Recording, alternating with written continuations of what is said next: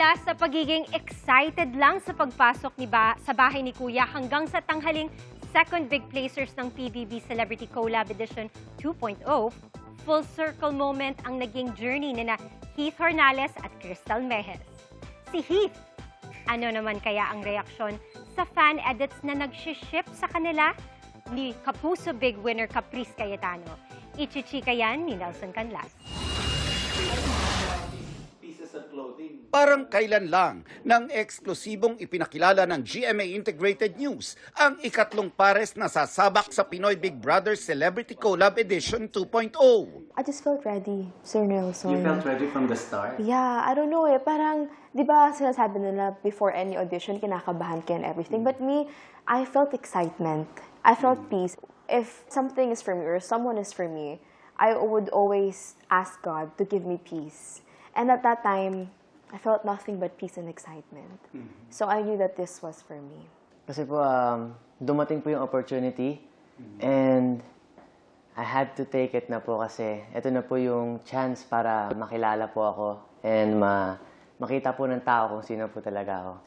More than 4 months later, muling nakausap ng GMA Integrated News sina Heath Hornales at Crystal Mejes. Pero ngayon, bilang Pinoy Big Brother Celebrity Collab Edition 2.0 second big placers na. Batid ng dalawa na malaki ang mababago sa kanilang buhay ng experiences nila sa loob ng bahay ni Kuya.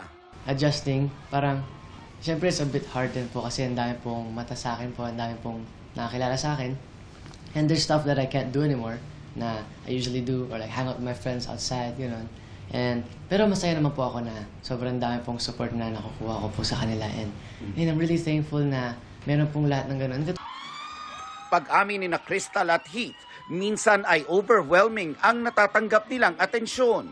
Tila nalula nga raw si Crystal sa dami ng messages niya nang muli niyang buksan ang kanyang cellphone. Siguro I will make a conscious effort talaga to put it away muna. Yung phone. It's interesting to know. Ilan ang unread messages mo nung pagbukas mo ng cellphone? Ang dami po. Super dami. Super dami.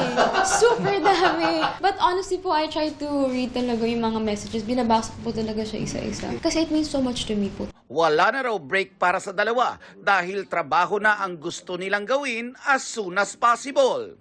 Nakaka-excite daw kasi ang naibigay sa kanilang platform at kung paano ito makakapagpasaya at makaka-inspire ng fans. Gusto ko na po umarte. Gusto ko na pong mag-taping. Wala mo ng bakasyon? Wala. Work po muna ako. Work po muna. Gusto ko na pong umarte. So, sana po magkaroon lang po ng opportunity. Nagbigay naman ng reaksyon si Heath tungkol sa pag-ship sa kanya with co-housemate Caprice Cayetano. Malinaw daw para sa young star ang friendship nila ni Caprice. Tuwang-tuwa naman siya sa mga cap-hit lang na mga post at edit. Nakakatuwa po siya kasi napapasaya din po namin yung ibang mga housemates sa loob po and ayun, I'm open naman po with anyone po din for work. So I'm open naman po for anyone and ayun, natutuwa lang po ako tuwing nakikita po yung mga ganung posts or mga ganung comments po sa amin and it's nice to see people na parang enjoying what we do. Nelson Canlas, updated sa Showbiz Happenings.